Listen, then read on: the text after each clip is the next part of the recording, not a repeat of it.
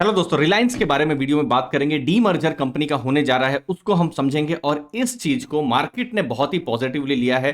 2336 के आसपास share price है जब ये मैं वीडियो बना रहा हूं, और देखिए आप मार्केट ने कितना पॉजिटिवली लिया है। 4.5% ऊपर है, 100 पॉइंट से ज्यादा शेयर प्राइस ऊपर है। और देखिए जब हम निफ्टी की बात करते हैं तो निफ्टी का 10% से ऊपर का वेटेज रिलायंस के ऊपर है, और रिलायंस अच्छा करेगा तो निफ्टी के भी परफॉर्मेंस में आपको पॉजिटिव देखने को मिलेगा, आपको सेंसेक्स में भी पॉजिटिव देखने को मिलेगा। तो रिलायंस भारत की सबसे बड़ी कंपनी है। अगर आप मार्केट कैप को ही देखें, 15.65 लाख करोड़ का मार्केट कैप है।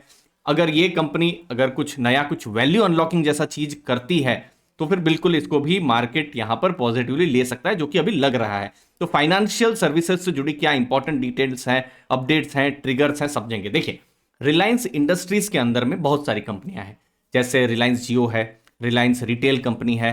तो ये इंपॉर्टेंट कंपनियां, साथ में ऑयल एंड गैस की कंपनियां, और साथ में बहुत सारे उनके बिजनेसेस हैं, ठीक है। लेकिन एक और बिजनेस साथ में है, वो है रिलायंस के अंदर में, उसका नाम है रिलायंस स्ट्रेटेजिक इन्वेस्टमेंट लिमिटेड करके, ठीक है। अब रिलायंस स्ट्रेटेजिक इन्वेस्टमेंट का डीमर्जर होने वाला है 1:1 के रेशियो में। अब इसको आपको समझना है। फॉर एग्जाम्पल, आपके पास रिलायंस का एक शेयर है, तो जो कंपनी डीमर्ज होगी उसका भी आपको एक शेयर मिल जाएगा। अब एक और चीज यहां पर क्या चेंज होने वाली है, ये जो कंपनी है रिलायंस स्ट्रेटेजिक इन्वेस्टमेंट, RSIL भी इसे कहा जाता है, अब इसका नाम भी चेंज हो रहा है, और चेंज होके हो जाएगा जियो फाइनेंशियल सर्विसेज लिमिटेड, ठीक है। तो जो नई कंपनी जिसकी लिस्टिंग हो सकती है उसका नाम होगा जियो फाइनेंशियल सर्विसेज। ये आपको ध्यान में रखना है। तो समझ लीजिए आपके पास रिलायंस के 100 शेयर हैं, ठीक है। अभी तक डेट नहीं आई है, जो रिकॉर्ड डेट है वो अभी तक आई नहीं है, तो रिकॉर्ड डेट से समझ लीजिए उस दिन आपके पास 100 शेयर है, और उस दिन रिकॉर्ड हो जाता है तो आपको 100 शेयर आपको रिलायंस का जो जियो फाइनेंशियल सर्विसेज है उसका भी मिल जाएगा, जो डिमर्ज्ड कंपनी है उसका भी मिल जाएगा। तो इसके लिए अभी सबसे इंपॉर्टेंट है आपको ध्यान में रखना कि ऐसा क्यों हो रहा है। जब हम फाइनेंशियल सर्विसेज की बात कर रहे हैं और रिलायंस की बात कर रहे हैं, तो क्योंकि रिलायंस के अंदर में ऑलरेडी इतने सारे बिजनेस है, तो क्या ऐसी जरूरत हो सकती है कि डिमर्ज करना पड़ रहा है। तो देखिए फाइनेंशियल सर्विसेज बिल्कुल ही डिस्टिंक्ट होता है, डिफरेंशिएटेड होता है। ये चीज हमको आपको समझनी है। जैसे मैं एक सिंपल एक रेशियो ही आपको मैं समझाता हूं, जैसे डेट इक्विटी रेशियो, ठीक है। जैसे डेट इक्विटी रेशियो, जैसे रिलायंस का अभी 0.4 है, ओके। अब मैं किसी भी बैंक या किसी भी फाइनेंशियल एंटिटी का मैं डेट इक्विटी लूं, ठीक है। फॉर एग्जांपल मैं यहां एग्जांपल मैं स्टेट बैंक ऑफ इंडिया लेता हूं, ठीक है, समझने के लिए। आप उनका डेट टू इक्विटी देखिए, 14.8 है। इसीलिए जो बिजनेस होता है फाइनेंशियल्स का, वो टोटली डिफरेंट। अगर मैं कोई एक रैंडम, कोई एक समझ लीजिए कोई एक एनबीएफसी को भी लूं, क्योंकि जियो फाइनेंशियल एक एनबीएफसी होने वाली है, जैसे मुथूट फाइनेंस वो एक एनबीएफसी है। अब देखिए उनका डेट टू इक्विटी कितना ज्यादा है, 2 से ऊपर है। मैं यहां पर अगर समझ लीजिए एक और एनबीएफसी, समझ लीजिए मनापुरम को लेता हूं, ठीक है। अब देखिए डेट टू इक्विटी कितना ज्यादा है, 3.07। और जैसे जो कोर बिजनेस रिलायंस है 0.4।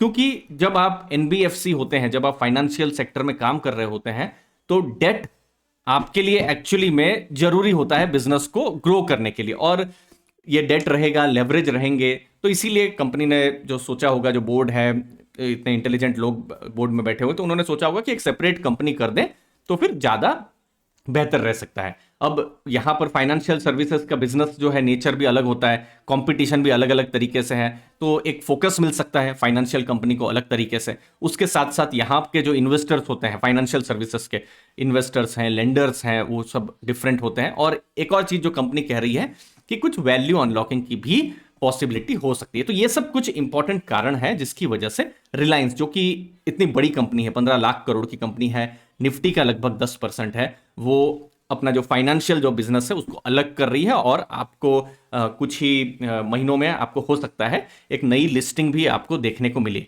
तो ये जो कंपनी है इसको भी समझना पड़ेगा, जियो फाइनेंशियल, उसको हम समझते हैं कि ये कितनी बड़ी है या कितनी छोटी है। देखिए सबसे पहले तो मैं आपको इंपॉर्टेंट डेट बता रहा हूं, वो है मई 2।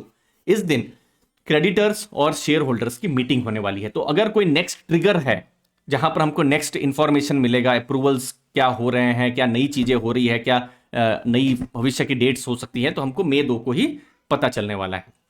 अब ये जो बिजनेस है इसका टर्नओवर अगर आप देखेंगे तो लगभग 1500 करोड़ के आसपास में है, जो कि रिलायंस के कंपैरिजन में, ये है रिलायंस का, मैंने लेटेस्ट एनालिसिस किया हुआ है, ये Q3 का डेटा है, ये रिलायंस का, रिलायंस इंडस्ट्रीज, जिसके अंदर सब बिजनेस आ गया, जियो आ गया, ऑयल वाला बिजनेस आ गया, फिर रिटेल वाला बिजनेस आ गया। अब देखिए उनका 2.4 लाख करोड़ का 3 महीनों का रेवेन्यू है, और यहां पर अगर आप रेवेन्यू देखेंगे कुछ 1400-1500 करोड़ के बीच में है, मतलब 1% भी रेवेन्यू नहीं है। और ये तो मैं एक क्वार्टर की बात कर रहा हूं, वो पूरे फाइनेंशियल ईयर में उनका 1500 करोड़ का रेवेन्यू था। तो एक बहुत ही छोटी कंपनी होने वाली है, वो हमको आपको ध्यान में रखना है। जैसे मैं एक एग्जांपल दूं, जैसे हम अगर समझ लीजिए स्कूल की बात करते हैं, तो रिलायंस सोच लीजिए क्लास 12 का कोई एक सीनियर स्टूडेंट है, और वहीं पर ही जो जियो फाइनेंशियल सर्विसेज है वो अभी आप ऐसा मान सकते हैं बिल्कुल नर्सरी में है, जो अपनी पढ़ाई लिखाई है या जो भी है अपनी एजुकेशन है, अपना जर्नी जो है वो स्टार्ट कर रहा है। ठीक है, तो बहुत ही